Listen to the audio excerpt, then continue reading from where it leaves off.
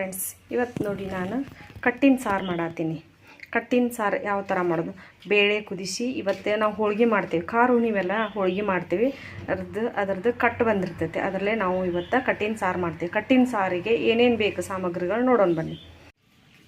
ಕಟ್ಟಿನ ಸಾರಿಗೆ ಬೇಕಾದರೂ ನೋಡಿ, 1-2 ಸ್ಪೂನು ಕೊತ್ತಂಬರಿ ಕಾಳು ಅಂತೀವಲ್ಲ, ಕೊತ್ತಂಬರಿ ಬೀಜ ಅವು, 1 ಸ್ಪೂನ್ ಜೀರಿಗೆ, 4 ಎಸಳು ಕರಿಬೇವು, 1 ಬಟ್ಲ ಕೊಬ್ಬರಿ ತುರಿ ಮಾಡ್ಕೊಂಡೀನಿ, 1 ಅರ್ಧ ಈರುಳ್ಳಿ ತೊಗೊಂಡೀನಿ, ಮತ್ತು ಖಾರ, ಅರಿಶಿನ ಪೌಡ್ರ್, ರುಚಿಗೆ ತಕ್ಕಷ್ಟು ಉಪ್ಪು, ಸ್ವಲ್ಪ ಬೆಲ್ಲ ಹಾಕ್ತೀನಿ. ಈಗ ನೋಡಿ, ನಾನು ಹೋಳಿಗೆ ಮಾಡೋಕೆ ಹೂರ್ಣ ಮಾಡಿಟ್ಕೊಂಡೀನಿ. ಇದ್ರಾಗಿಂದ ಹೂರ್ಣನೂ ಸ್ವಲ್ಪ ಹಾಕ್ತೀನಿ ಅದಕ್ಕೆ.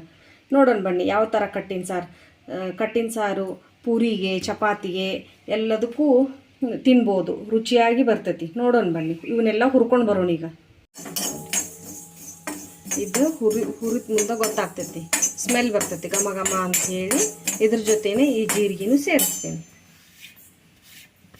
ಇವೆರಡು ಸಪ್ರೇಟಾಗಿ ಹುರ್ಕೋತೀನಿ.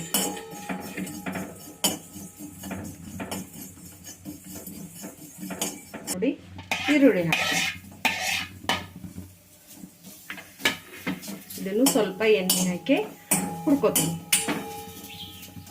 ಈಗ ನೋಡಿ, ಇಷ್ಟು ಹುರಿದೇನೆ ಸಾಕಿದ ಹಸಿ ವಾಸನೆ ಹೋಗ್ತಾ. ಇದಕ್ಕೆ ಇದಿಷ್ಟು ಕೊಬ್ಬರಿ ಹಾಕಿಬಿಡ್ತೇನೆ.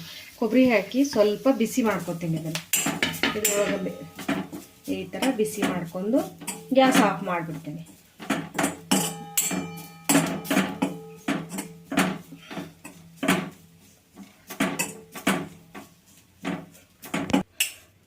ನಾನೇನು ಹೂರ್ಣ ರುಬ್ಬೇನಲ್ಲ ಅದ ಜಾರಿಗೆ ಈಗ ಇದೆಲ್ಲ ಹಾಕ್ಕೋತೀನಿ. ಹಾಕ್ಕೊಂಡು ಇದನ್ನ ಸಣ್ಣಗೆ ಮಿಕ್ಸಿ ಮಾಡ್ಕೊಂಡ್ಬಿಡ್ತೀನಿ.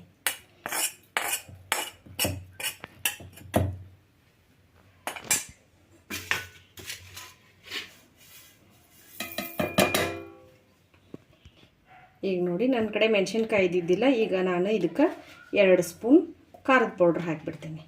1 ಸ್ಪೂನ್ ಮಸಾಲೆ ಪೌಡ್ರ್ ಹಾಕ್ತೀನಿ. ಹಾಕಿ ನುಣ್ಣಗೆ ರುಬ್ಕೊಂಬರ್ತೀನಿ.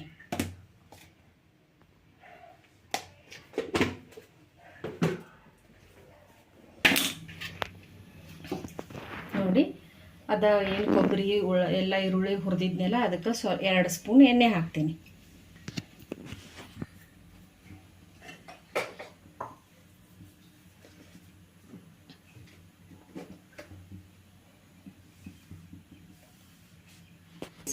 ಸ್ವಲ್ಪ ಸಾಸಿವೆ ಜೀರಿಗೆ ಹಾಕ್ತೀನಿ. ಹಾಕಿದ್ಮೇಲೆ ಏನು ಈ ಮಸಾಲೆ ರುಬ್ಬೇನಲ್ಲ, ಈ ಮಸಾಲೆನ ಹಾಕ್ತೇನೆ.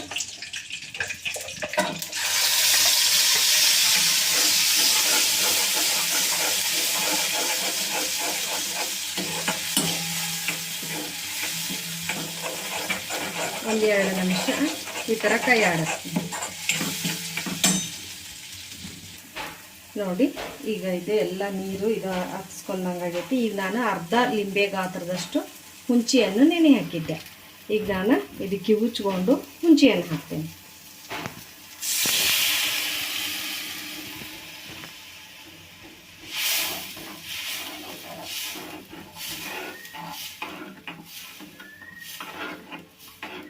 ನಮ್ಮ ಮನೆಯಲ್ಲಿ ಸಾರು ತಿಳುವಾಗೆ ಮಾಡಿದರೆ ಉಣ್ಣೋದಿಲ್ಲ, ಸ್ವಲ್ಪ ಗಟ್ಟಿಯಾಗೇ ಇರಬೇಕು.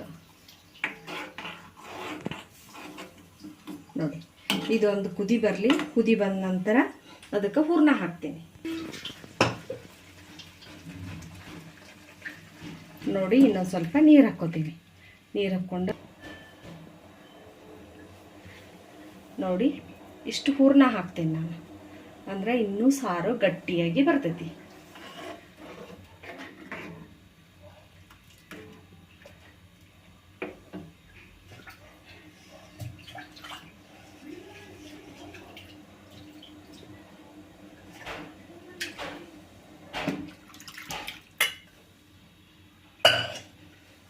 ಇದೊಂದು ಕುದ್ಮೇಲೆ ಆಫ್ ಮಾಡಿಬಿಡ್ತೀನಿ. ರುಚಿಕರವಾದ ಸಾರು ರೆಡಿ, ಕಟ್ಟಿನ ಸಾರು ರೆಡಿ. ಅನ್ನದ ಜೊತೆ, ಪೂರಿ ಜೊತೆ ಇದು ಕುದ್ಮೇಲೆ ಇನ್ನೂ ತಿಕ್ಕಾಗೆ ಆಗ್ತೈತಿ ಸಾರು. ರುಚಿಗೆ ತಕ್ಕಷ್ಟು ಉಪ್ಪು ಹಾಕಿಬಿಡ್ತೀನಿ. ಈಗ ಹಾಕಿ ಒಂದು ಕುದಿ ಆದಮೇಲೆ ಇಳಿಬಿಡ್ತೀನಿ. ನೋಡಿ, ಒಂದು ಕುದಿತ್ತಲ್ಲ, ಈ ಥರ ತಿಕ್ಕಾಗೆ ಬಂದಿದೆ ನೋಡಿ.